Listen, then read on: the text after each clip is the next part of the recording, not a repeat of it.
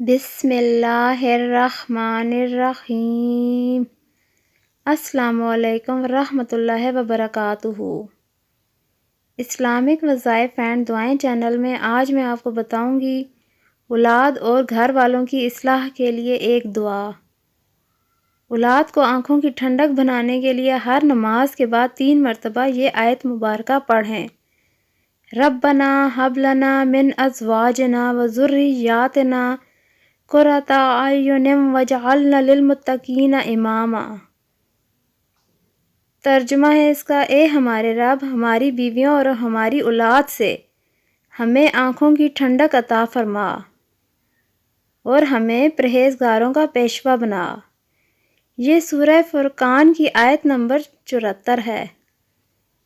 आप सब बहन भाइयों ने इसको हर नमाज के बाद 3 मरतबा लाजमी पढ़ना है।